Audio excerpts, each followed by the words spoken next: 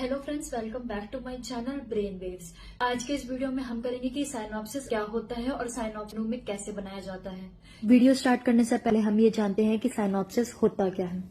Synopsis एक research summary होती है। जब भी आप कोई रिसर्च करते हो या डेजर्टेशन या थीसिस लिखते हो, उससे पहले आपको एक छोटी सी समरी लिखनी होती है। इसको हम साइनॉप्सिस कहते हैं। सबसे बड़ा क्वेश्चन ये अराइज होता है कि ये किन लोगों को बनानी होती है। अगर आप बैचलर्स या मास्टर्स के 5th या 6th सेमेस्टर में हैं तो आपको ये कंपलसरी होता है कि आपको एक डेजर्टेशन रिपोर्ट तैयार करनी होती है। आपकी डेजर्टेशन की बुक कुछ इस तरह होगी।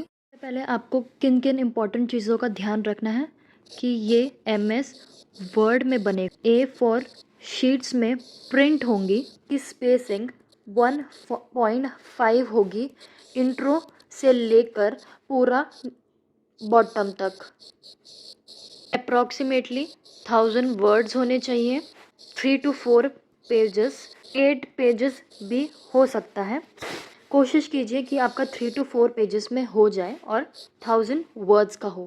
First page is your title page, जहाँ पे आपको अपने टॉपिक का टाइटल लिखना है, which also includes your name, enrolment number, regional centre और गाइड।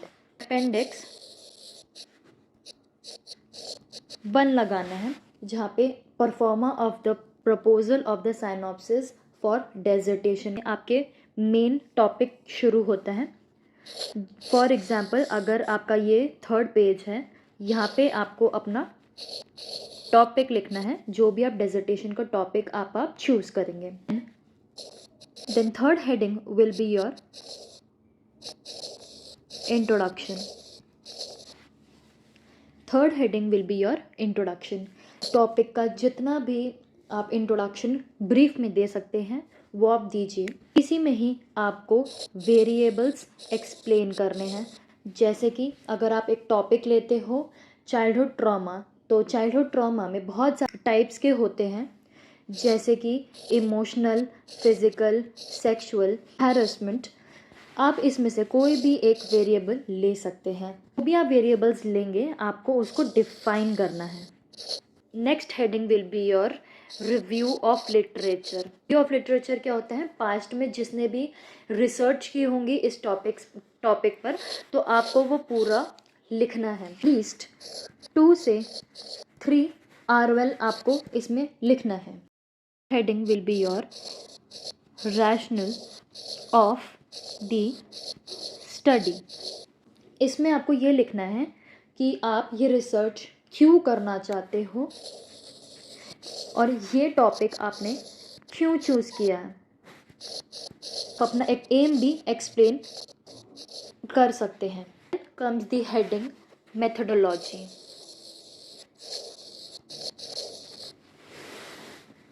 इसमें आपको सबसे पहले आपका रिसर्च प्रॉब्लम को एक्सप्लेन करना है। प्रॉब्लम में आप क्या लिखोगे? आपका एम। इसी में ही नेक्स्ट टॉपिक आता है ऑब्जेक्टिव, जैसे कि find the relationship between A and B. मतलब ए यहाँ पे आपका पहला वेरिएबल है, बी आपका दूसरा वेरिएबल है।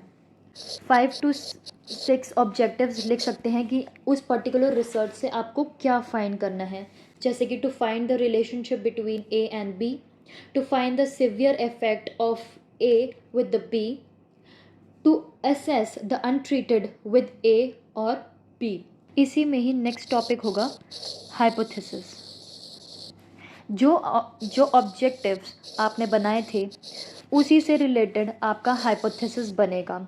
जैसे कि अगर आपने बनाया था find the relationship between A and B, तो इसका हाइपोथेसिस होगा there is a significant relationship between A and B.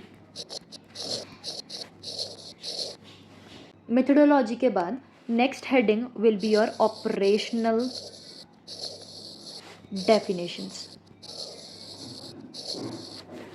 आपने जितने भी वेरिएबल्स लिए A, B, C, आपको उन सबको डिफाइन करना है।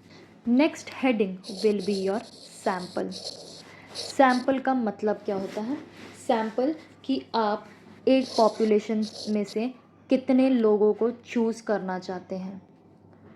या एक क्राइटेरिया डाल दीजिए, जैसे आपका जो रिसर्च है आपका 18+ के लोगों पर है, तो आप एक सैम्पल चूज़ कर लेंगे 18+ के लोगों को आपको ये रिसर्च प्रोवाइड करनी है। आपके अकॉर्डिंग सैम्पल कुछ भी हो सकता है, आप अपने अकॉर्डिंग चूज़ कर सकते हैं। सेम हेडिंग के अंदर आप सैम्पलिंग मेथड्स को एक्सप्लेन करोगे कि आपने कौन सा मेथड यूज़ किया है सैम्पल चूज़ करने में। इट कैन बी वेरियस, जैसे कि नॉन प्रोबेबिलिटी, प्रोबेबिलिटी में ही आपको ये भी एक्सप्लेन करना है कि आप गर्ल्स को लोगे या बॉयज़ को लोगे या अडल्ट्स को लोगे। एज लिमिट आपको बतानी है इसी के अंदर। Next heading will be your research design. Research design में आप क्या लिखोगे? सबसे पहले तो आप इसको डिफ़ाइन करोगे कि ये होता क्या है। क्या होता है? ये एक ब्लूप्रिंट होता है जहाँ पे आप कलेक्शंस करते हो, मेजरमेंट्स लेते हो और एनालाइज करते हो डेटा को। रिसर्च डिज़ाइन क्या बताता है कि आप कब, क्या, कैसे रिसर्च को स्टडी करते हो। आउटलाइन होता है जहाँ पे आप रिसर्च के ऑब्जेक्टिव को बताते हो, सैम्पल को बताते हो, सैम्पल को कैसे सेलेक्ट करते हो और एनालाइज करते हो, और इसी में ही आपको बताना है कि आपकी जो प्रेजेंट स्टडी है उसका एम क्या है। Next topic will be your tools, कि टूल्स क्या होते हैं। सर्च करते हो तो आपको जो भी आपने टॉपिक लिया होता है एसेस करने के लिए हम टूल्स को यूज़ करते हैं, या टूल्स को आप असेसमेंट्स के स्केल्स भी बोल सकते कि कौन से स्केल्स उस पर्टिकुलर चीज़ को मेजर करने के लिए यूज़ होते हैं। जैसे कि अगर आपने टॉपिक लिया है चाइल्डहुड ट्रॉमा, कर सकते हो जैसे कि CTQ, childhood trauma questionnaire, brief trauma questionnaire, CE assessments etcetera. अगर एक और एग्जांपल से समझते हैं, जैसे कि हम पर्सनालिटी टेस्ट करते हैं तो आप क्या यूज़ करते हो? 16PF, इनसाइक भी यूज़ कर सकते हो, MMPI भी यूज़ कर सकते हो पर्सनालिटी को असेस करने के लिए। जो भी आपका टॉपिक है उसके अकॉर्डिंग आप खुद से चूज़ कर सकते हैं, आपके अकॉर्डिंग कि आपको कौन सा बेस्ट लगता है। Next comes the topic demographic info, name, age, gender, family, type of family कि कैसे लोग रह रहे हैं, level of education, employment status, जिससे भी आप ये फॉर्म भरवाएंगे ये सब इंक्लूड होना चाहिए। Come the topic statistics techniques. जब आपके रिस्पॉन्सेज आ जाएंगे उसके बाद आप कौन सा स्टैटिस्टिक टूल्स यूज़ कर सकते हो। अगर आपने स्टैटिस्टिक की बुक पढ़ी होगी तो उसमें बहुत सारे प्रोबेबिलिटी एंड नॉन प्रोबेबिलिटी के एग्जांपल्स दिए हुए हैं, जैसे कि ANOVA, t test, chi square, way ANOVA, two way Pearson, correlation. ये सब चीज़ें आप यूज़ कर सकते हो। प्लस आप इसमें स्टैंडर्ड डेविएशंस भी निकाल सकते हो to compare the categorical value. Next comes your references. इसमें आपने सारा ये जो डेटा कलेक्शन है कहाँ से किया, उसकी वेबसाइट, APA फॉर्मेट के हिसाब से रेफरेंसेस कैसे लिखते हैं। जैसे कि मान लो कि ये आपका आर्टिकल है, ये किसी ABC नाम के इंसान ने लिखा है और XYZ ईयर है। पहले यहाँ पे रेफरेंस की हेडिंग डालनी है, देन जिसने भी ये लिखा है उसका नाम लिखना है, देन कौन से ईयर में लिखा है ये लिखना है, देन कौन सी यूनिवर्सिटी में है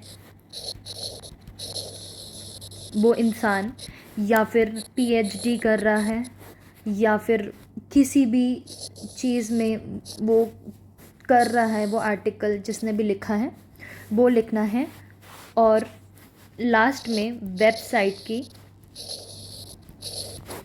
लिंक देनी है, जैसे www. कुछ भी आगे हो सकता है, ये लिंक आपको पूरा प्रोवाइड करना है। मैक्सिमम 5 to 10 रेफरेंसेस लिखने हैं। अगर आपको मेरी वीडियो पसंद आए तो लाइक कीजिए, शेयर कीजिए, सब्सक्राइब कीजिए ताकि साइकोलॉजी से रिलेटेड आपको मेरी वीडियोस मिलती रहें।